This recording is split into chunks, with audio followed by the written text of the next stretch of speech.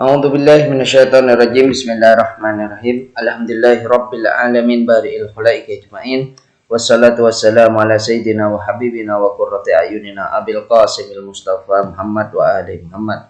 Allahumma shalli ala Muhammad wa ali Muhammad. Ikhwani at-talabah, aqul lakum jami'an. Assalamualaikum warahmatullahi wabarakatuh. Alhamdulillah, kita masih bisa berjumpa kembali dalam pelajaran ilmu shorof yang dimana pada pembelajaran kali ini kita masih melanjutkan tentang pembahasan bab hamzah, yang dimana bab hamzah adalah hamzah wasol dan juga hamzah qat'i.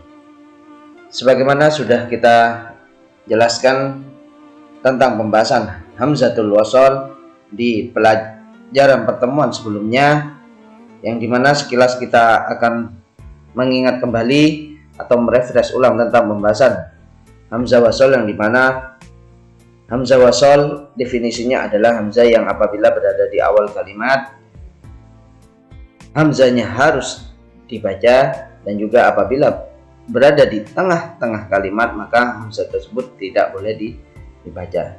Sebagaimana tidak lupa juga kita pada pertemuan pembelajaran sebelumnya juga membahas tentang maudhu'u hamzatil wasol, yaitu tentang tempat keberadaan hamzah wasol, yang dimana tempat keberadaan hamzah wasol memiliki tiga tempat. Yang pertama adalah di fiil, yang kedua berada di isim, yang ketiga berada di huruf.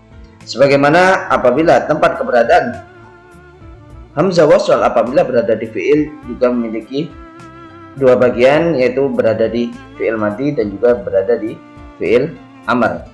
Yang dimana tempat keberadaan hamzah wasol apabila berada di fiil madhi juga memiliki dua tempat, yaitu berada di fi'il khumasi dan juga berada di fi'il sudasi. Dan begitu juga tempat keberadaan hamzah wasol apabila berada di fi'il amar memiliki tiga tempat. Yang pertama berada di fi'il thulathi, dan juga yang kedua berada di fi'il khumasi, yang ketiga berada di fi'il sudasi. Itulah tempat keberadaan hamzah wasol apabila berada di fi'il. Selanjutnya, tempat keberadaan hamzah wasol apabila berada di isim memiliki dua tempat. Yang pertama berada di isim masdar, yang dimana tempat keberadaan hamzah wasol apabila berada di isim masdar juga memiliki dua tempat. Yang pertama berada di fi'il khumasi, yang kedua berada di fi'il sudasi. Selanjutnya, tempat keberadaan hamzah wasol apabila berada di isim, tempat yang kedua yaitu berada di asmaul ashr, yaitu di 10 isim. Sebagaimana contohnya adalah lafaz ismun, ibnun, ibnatun, dan lain sebagainya yang sudah kita jelaskan pada pertemuan sebelumnya. Itulah tempat keberadaan hamzah wasol apabila berada di isim. Yang terakhir, apabila tempat keberadaan hamzah wasol apabila berada di huruf hanya memiliki satu huruf, yaitu apa? Hanya huruf al. Inilah tempat keberadaan hamzah wasol apabila berada di huruf. Setelah kita memahami tentang hamzah wasol, maka selanjutnya kita akan mempelajari tentang pembahasan hamzatul qat'i, yaitu tentang hamzah qat'i. Sebagaimana hamzah qat'i definisinya adalah hiyal hamzatul lati tathbutu fi nutqi daiman sawa'un kanat fi bad'il kalami aw fi waslihi, yaitu definisinya adalah artinya hamzah yang dapat diucapkan selamanya fi bad'il kalami aw fi waslihi, yaitu apabila berada baik dia hamzah tersebut berada di permulaan kalimat ataupun berada di tengah-tengah kalimat. Inilah tentang definisi atau pengertian dari hamzatul qat'i, yang dimana definisinya sangat berbeda dengan hamzatul wasolihi, yaitu tentang pengertian hamzah wasol yang apabila berada di awal kalimat hamzahnya harus dibaca, akan tapi apabila berada di tengah kalimat yaitu hamzahnya tidak boleh dibaca. Inilah perbedaan antara hamzatul wasol dan hamzah qat'i. setelah kita mengetahui tentang definisi hamzatul qat'i, maka kita akan membahas tentang maudhu'u hamzatil qat'i, yaitu tempat keberadaan hamzah qat'i. Yang dimana tempat keberadaan hamzah qat'i juga memiliki tiga tempat, sama dengan tempat keberadaan hamzatul wasol, yaitu juga memiliki tiga tempat. Nah, kita lihat tempat pertama keberadaan hamzatul qat'i yaitu adalah fil af'al, yaitu berada di fi'il. Yang kedua fil asma, yaitu berada di isim. Yang ketiga fil huruf, yaitu berada di huruf. Inilah tempat keberadaan hamzah qat'i berada. 6. Setelah kita mengetahui tempat keberadaan hamzatul qat'i, maka kita akan bahas secara terperinci. Yang pertama, tempat keberadaan hamzah qat'i apabila berada fil af'al, apabila berada di fi'il, maka di sini memiliki tiga tempat, yaitu yang pertama berada di fi'lul madhi, yang kedua berada di fi'lul mudhari', yang ketiga berada di fi'lul amar. 6. Kita lihat tempat keberadaan hamzatul qat'i apabila berada di fi'il madhi, maka di sini memiliki dua tempat. Yang pertama berada di fi'il thulathi, yaitu fi'il yang terdiri dari 3 huruf, sebagaimana kita lihat contohnya di sini adalah lafadz akala dan juga lafadz akhadha, yang dimana hamzah yang berada di awal kalimat dari lafadz akala dan juga lafadz akhadha ini menunjukkan bahwasanya hamzah tersebut adalah hamzah qat'i, bukanlah hamzah wasol. Nah, selanjutnya yang kedua yaitu berada di fi'il rubai, yaitu fi'il yang terdiri dari 4 huruf. Yang dimana kita lihat contohnya di sini adalah lafadz ahsana dan juga lafadz akrama. Yang dimana hamzah yang berada di awal kalimat dari lafadz ahsana dan juga lafadz akrama di sini menunjukkan bahwasanya hamzahnya tersebut adalah hamzatul qat'i, bukanlah hamzatul wasol. Nah, inilah tempat keberadaan hamzah qat'i apabila berada di fi'il madhi, baik yang terdiri dari fi'il thulathi maupun yang terdiri dari fi'il rubai. Nah, selanjutnya tempat keberadaan hamzatul qat'i apabila berada di fi'il mudhari', maka di sini kita lihat yaitu hamzatul mudhara'ah, yaitu diawali dengan hamzah mudhara'ah, yaitu hamzah sebagai ganti dari ya mudhara'ah.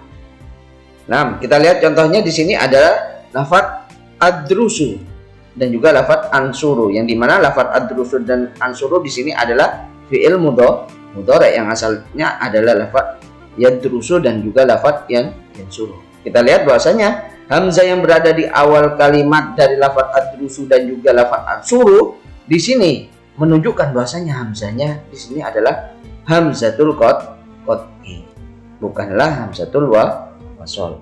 Nah, inilah tempat keberadaan hamzah wasol apabila berada di fi'il mudhari'.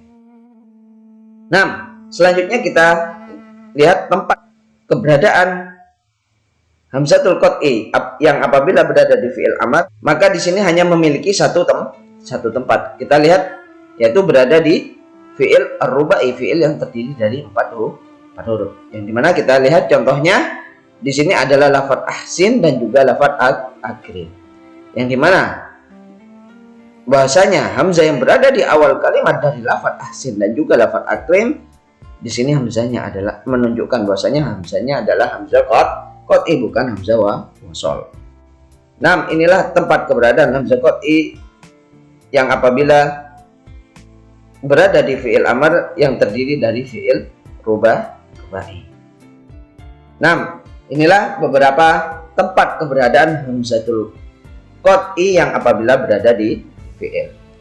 Nah, selanjutnya kita lihat tempat keberadaan hamzatul qat'i yang apabila berada di fi'il asma atau yang apabila berada di isim, maka di sini kita lihat yaitu kullul ismi illal asma al asyrah wal masdar minal khumasi was sudasi, yaitu ya, tempat keberadaan hamzah qat'i yang apabila berada di isim, yaitu kullul ismi, di semua isim, illa, kecuali di asma al asyrah, yaitu di apa, di 10 isim, dan juga apa, di isim masdar, baik yang dari fiil khumasi dan juga dari fiil sudasi.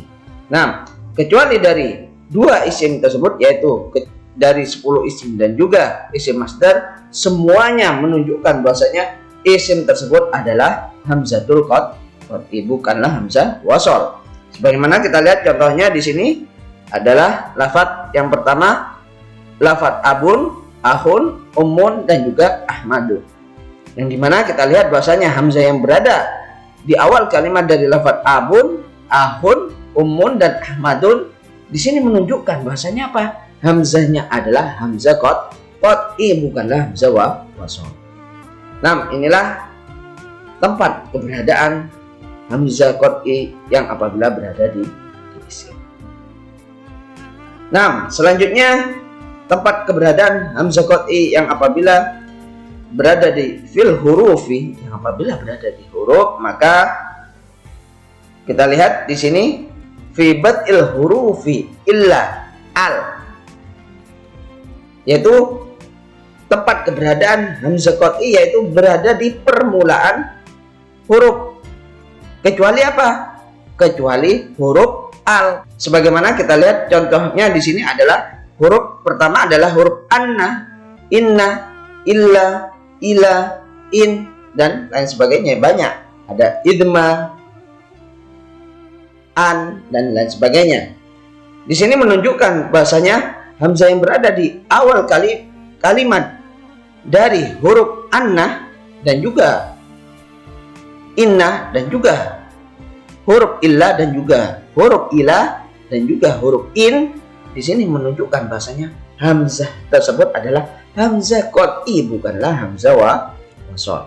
Nah, inilah tempat keberadaan hamzah qat'i yang apabila berada di huruf. Nah, setelah kita mengetahui tempat keberadaan hamzatul qat'i di semua tempat, maka tidak lupa juga kita harus mengetahui al-farq baina hamzatil wasoli wa hamzatil qat'i, yaitu perbedaan antara hamzah wasol dan hamzah qat'i. Yang dimana kita lihat perbedaannya di sini, kita lihat bisa kita lihat bahwasanya perbedaannya apabila hamzah tersebut tidak memiliki tanda baik di atasnya seperti tanda ain di atasnya, maka hamzahnya tersebut adalah hamzah wasol. Dan juga apabila hamzah tersebut di atasnya atau di bawahnya terdapat sebuah tanda seperti ain di sini, ini menunjukkan tanda ain baik di atas hamzah atau di bawah hamzah, maka hamzah tersebut dinamakan dengan hamzatul qat'i. Inilah cara termudah kita untuk mengetahui perbedaan antara hamzatul wasol dan juga hamzah qat'i. Nah, inilah beberapa sekilas pelajaran tentang hamzatul qat'i yang bisa saya sampaikan pada pertemuan pembelajaran kali ini, yang insya Allah mudah-mudahan bisa antum pahami dan juga bisa bermanfaat bagi kita semua. Mungkin mohon maaf apabila ada salah kata. Hada minni mastata'tu. Wassalamualaikum warahmatullahi